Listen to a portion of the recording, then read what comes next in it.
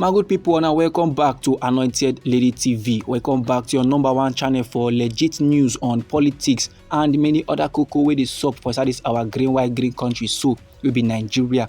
And as usual, we don't come back with breaking news, we don't come back with updates, we don't come back with fresh reports we go like share give the general public. And the cocoa now be say the suspended governor of Rivers State, His Excellency Sir Fubara, last he don return to a white green country wey be Nigeria after a brief vacation for Obodo Igbo country, and his return was very much marked by his signature appearance, and that's na calm and modesty wey him now dey usually wear on a daily.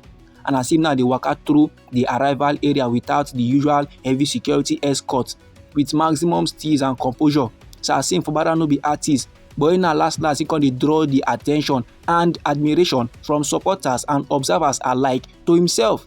And according to Honorable Ezebunwo, wey be the media aide to the former president, he say, "Welcome back home, our principal, leader and governor, His Excellency Sir Fubara."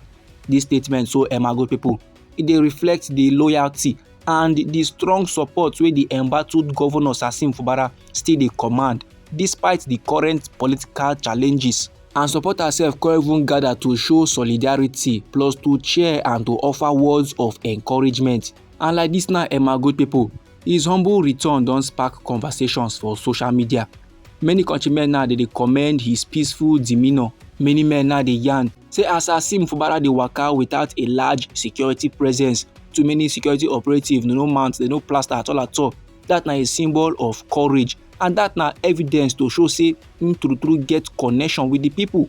And even as Governor Fubara dey remain suspended in the ongoing political developments for inside Rivers State, his return to a white green country, without a doubt, this thing has done is stir up fresh public interest and support. And his calm composure and public appearance, men dey see am as a message of resilience in the face of adversity. Men dey see am say this man, he no get anything wey wan trouble am because him hand and him mind dey clean. And normally, my good people, many countrymen now fit testify, many countrymen now fit agree, say some governors or some president of a nation, no be like say they be governor, no be like say they be president, they no fit carry entourage, they no fit carry bodyguards full everywhere. But for inside this our white green country, so we be Nigeria, na only few governors, only few leaders na go fit waka without much entourage, without much security. And that na because say they be people's person. The general public don't love them to the extent wey be say they don't even need much security, they don't even need much person to just block them, because they know very well say they are very much safe even in the hands of the general public. Meanwhile, still for inside with nation Nigeria, many leaders, many governors, they go waka with entourage, they go waka with security operative, them full everywhere. Maybe that na because say they know very well say they don't do wrong. Maybe that's na because say they know very well say they no be people's person, and the things and things wey they do, they make the general public their eye they see shege.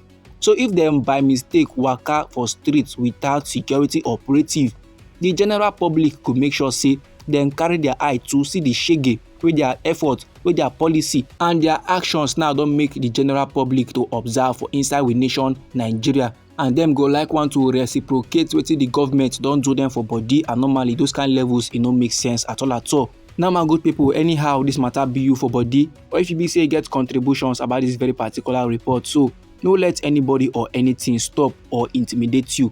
Feel free make you put down your comment inside our comment section. Meanwhile, we still get another report for table where I still need share give the general public. And the cocoa now be say one public affairs analyst wey dey go by the name Wisdom Chap Jumbo, if na don come outside the yarn, say the suspended governor of Rivers State, to be Sir Fubara, was very much elected into office as governor based on a clear promise of consolidation and continuity of the former governor of the state, to be Wike's developmental agenda. And now during one interview where Wisdom Chap Jumbo get with Tori people, he na come dey yarn on the expectations wey guide the rise to power of Sir Fubara. You know, the yarn they give men the things and things wey men put for mind as they vote for Sir Fubara to be governor of Rivers State. And according to how the talk take come aside from the mouth of Wisdom Chap Jumbo, he say when them put together the plan and when they be the support Governor Fubara during the elections, his manifesto was consolidation and continuity. He say all of them, that is the people, dem like am well well. That na why they come buy his idea and this manifesto wey he don put together. And the idea, the manifesto na say anywhere the other governors stop, na there he go continue. And no be lie, men true want to see things and things to dey continue in the direction wey last e go favour the Rivers State people. As long as say that manifesto, as long as say that work, that direction wey men dey continue in, the thing go last benefit Rivers State people. Rivers State people go achieve from am. Men no go like make that kind journey, men no go like make that kind thing come stop for inside Rivers State. That na the reasons why they come last vote for Sir Siminalayi Fubara. And no be lie, my good people, this remark so dey come in the middle of the ongoing political tensions for inside Rivers State between Oga Fubara wey be the Rivers State governor and his predecessor wey come become the minister of the Federal Capital Territory, and that's na Oga Wike. The kwatana between these two mature men don raise concerns among residents and observers. Men na dey fear say last governance go come suffer as a result of the political fallout. So like this now, my good people, the comments of Oga Chap Jumbo now dey suggest say the current trajectory of the administration of Sir Sim Fubara may last divert from the expectations of those men now wey be dey support am, particularly within the political structure wey dey built by Oga Wike. Many for inside Rivers State now don dey call for a return to the original vision that inspired the widespread support for the candidacy of Sir Sim Fubara. Wetin Rivers State people want na progress. Wetin Rivers State people need na peace, not political rivalry, not palava, not kwata at all. And as Oroplay now dey continue to dey jam the peace effort wey men dey make for inside Rivers State to reconcile the two warring parties, political observers dey continue to dey observe closely.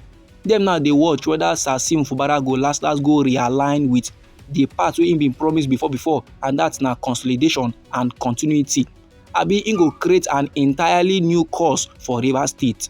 This, my good people, na few of the many talks dem wey come aside from the mouth of the public affairs analyst wey be Wisdom Chap Jumbo. As he don come aside now, come yarn his own point of view. He don come aside now, come tell the general public how the thing be am for body. So my good people, anyhow the thing be you for body, or if you be say you get contributions also, feel free make you put down your comments inside our comment section. Once again, now we be Anointed Lady TV, and our hobby na to dey give una legit news on politics and many other koko wey dey sup for inside this our green country, so we be Nigeria. And if you be say you like this update and you would like to receive more, then sharply make you subscribe to this channel, and don't forget to put on the notification bell so that as we dey bring more news, they come your side, and you go first receive the update and you go even get am sharp. Now may they come back with more news, may they come back with more reports, may they come back with more information for you, my good people. Try make you no go anywhere.